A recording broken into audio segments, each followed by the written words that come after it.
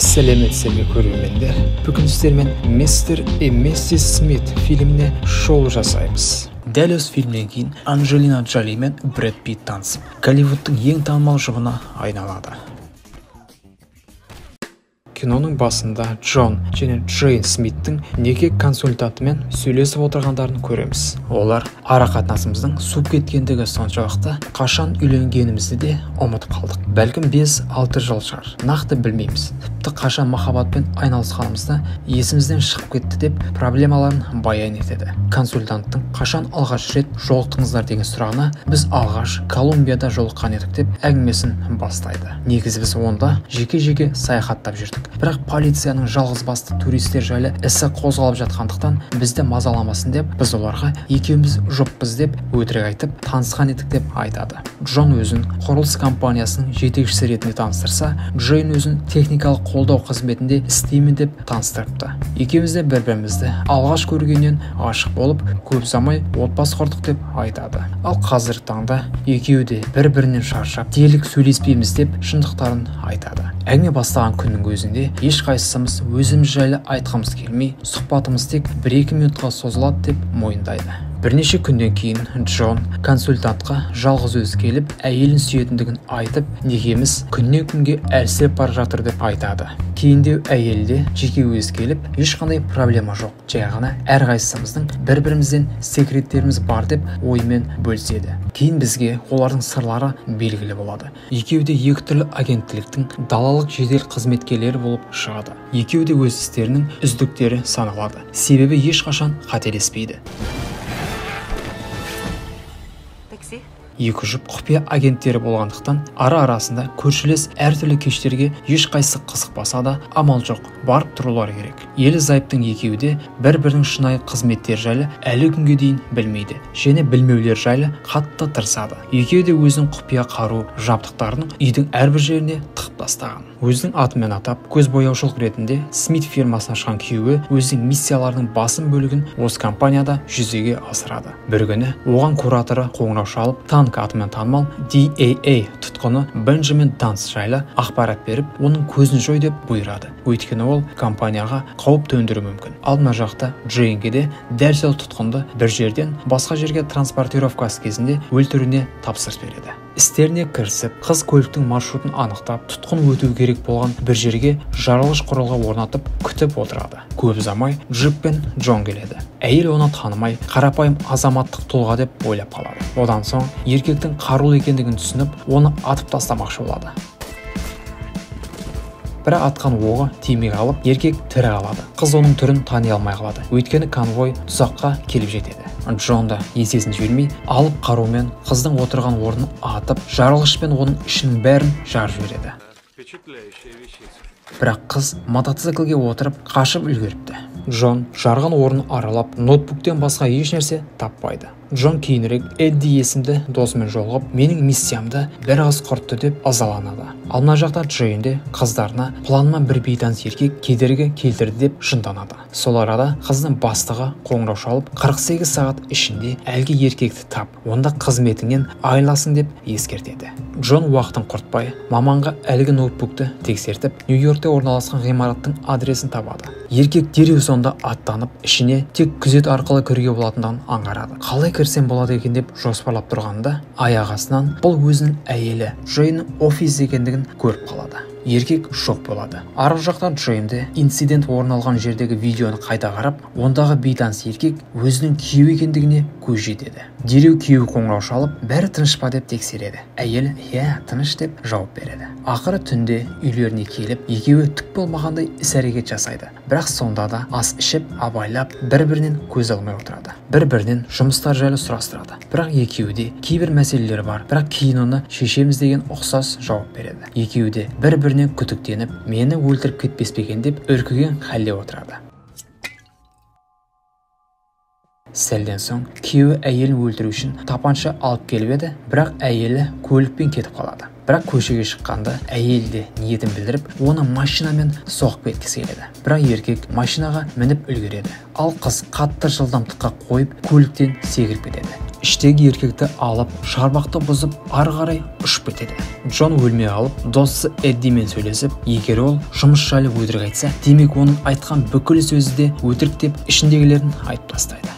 Тура сол уақытта Джейн де құрбысына зайыбы жайлы сыр шертеді. Құрбысы болса, бірақ вариант ұсынады, оны өлтіру. Оның келесі қадамнан қорқып, Джейн командасын шақырып, үйін тексеріп, күйеуіне қатысты қандай да бір дәйектер болса, табыңдар деп бұйырады. Кейін Джон үйіне оралып, оның құпия қаруы жоғалғандығын көреді. Джон әйеліне ашуланып, оның жұмысына келеді. Бірақ Джейн одан озып, оны іздеуге салып қойған екен. Оның ғимаратта екенін біліп, қызметкерлерінің барлығына ол жерден кетіңдер деп, солармен бірге қашып кетеді.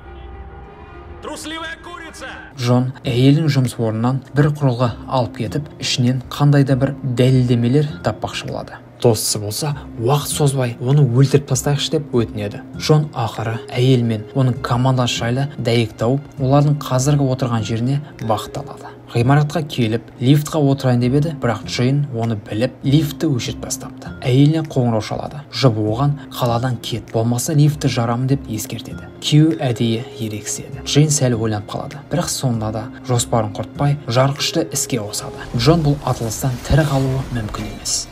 Күйеуін жарып жіберсе де, іштей алаңдап әлгі лифтке келеді. Бірақ Джон оны алдап, атылған сәтте басқа лифтте тұрған білмейді. Джейннің кейінірек отельде көзінен жас ағып отырғандығын көреміз. Бірақ сол сәтте оған өл деп ойлаған күйеуі келіп, отыра салып, семен ажасам деп талап қояды. Екеуі де тағы да сені өлтіріп тастаймын деп бір-бірін қорқыта бастайды. Күйеуі сосын оны биге шақырады. Би кезінде де тыныштала қоймай, екеуі де бірін-бірі қарусыздандырып үлгеріп, бірін-бірі сен мені жай ғана жұмысың үшін боямшылық ретінде қолданын қоя деп айыптайды. Джейн ренжіп, бөлмеден шығып кетеді. Бірақ Джон оның бір нәрсе істемек ойы бар екендігін біледі. Иә, дәл солай. Әйел отельге жарғыш қойып, бәрінің төбе шашын тік тұрғызып, жұртпен араласып, ол жерден ғайып болады. Сыртқа шыққанда қасында тұрған бір шал, «Ей, сенің костюмнен бір дауыс тақылдап тұр» деп айтады. Сөйтсе, әйелі киіміне бомба қойып кетіпті.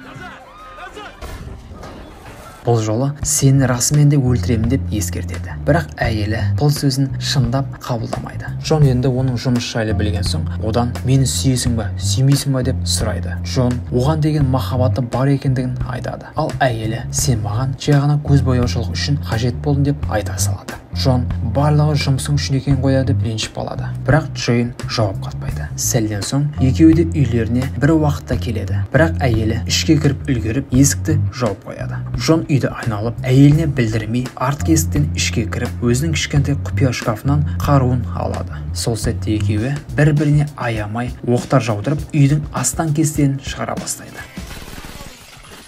Көп ұзамай қос ғашықтар жүзбе-жүз кездесіп, бір-біріне қару тақап тұрған позада көреміз. Қыз ыза түрмен ал атсай ал деп тұрып алады. Бірақ еркек бұндай қадамға бара алмайтынын түсініп, қаруын түсіреді. 1 минут бұрын бірін-бірі өлтіруге дайын болған жұп 1 секундтан соң бір-бірінсіз өмір сүре алмайтындай сезімге беліп тұрып сүйісе бастайды. Бірақ көршілер келіп ләззаттарын бөледі. Бірақ Джон жоқ, ешнәрсе болмады деп оларды жөндерімен кетірмекші болады. Кейінірек құмарлары басылған ғашықтар бір-біріне бұрын-соңды айтпаған сырларын жая бастайды. Бірақ сол мезетте оларға сырттан біреу шабуылдап романтикалық әңгімелерін бұзады. Екеуі де дереу жасырып қалады. Контр-атакаға әзірленіп жатып, әйелі негізі маған сені өлтіруге 48 сағат берген деп айтады. Еркек те, маған да дәл солай бұйрық берген деп шындығын айтады. Екеуі де оларға бомбамен шабуылдаған елі зайыптыны өлтіруге тапсыр салған компания екендігін аңғарады. Джон бомбаны лақтырып жіберуге тырысады. Бірақ ол жанармай шамына тап болып, бүкіл үйді жарып жібереді.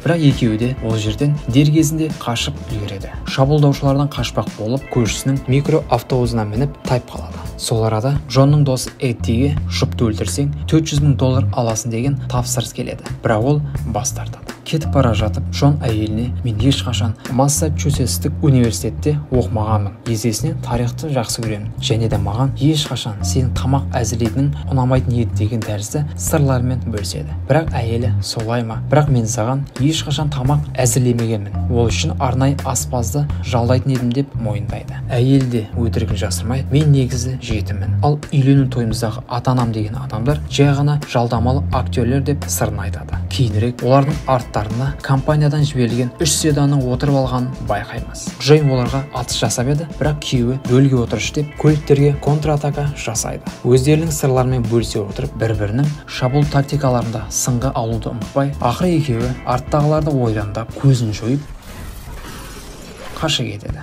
Досы Эддиге келіп отырып алып, бізге кім шабуылдады екен деп үшеуі талқыға түседі. Эдди: компания араларыңа іріткі салмақшы, сондықтан екеуің айырылысуларың қажет, я болмаса басқа жол табуларың керек деп түсіндіреді. Некелерін сақтап қалу үшін мистер және миссис Смит әлгі тұтқын жігіт Бенджаминді ұрлап, компаниялармен келісімге келу үшін қолданайық деп жоспарлайды. Джейн ол күшейтілген күзет қарауында отыр деген ақпарат алып, оны ол жерден алып шығамыз деп шешеді. Кейінірек жігіттің локациясына келіп, Джон ғимараттың ішіне тап болады. Ал Джейн сыртта отырып, оған көмек беріп отырады. Көп ұзамай жігітті ақыры ол жерден шығарып алады. Смит одан: неге екі компания саған жабылып, көзіңді жоймақшы болды деп сауал қояды. Жігіт: екі компания сендердің екеуінің де агент екендеріңді біліп қойып, мен сендерді өлтіру үшін жалдады деп түсіндіреді. Өйткені екі бәсекелес агенттер бір үй астында өмір сүре алмайды. Бұл екі компанияның да мүдделеріне қарама-қайшы келеді. Жұп Бенджаминнің жай ғана екеуін шақыстырып өлтіруге итермелеу үшін арналған тұзақ жемегендігін ұғынады. Джон оның белбеуінен трекер тауып алады. Оларды аңдып отырған қарулы адамдар оларға шабуылға шығады. Тығылып, екеуі қаруланып күреске түспекші болады. Джон: қазір кетіп қалсақ, осылай өмір-бақи қашып жүре береміз деп ойын айтады. Өз істерінің үздік мамандары болып табылатын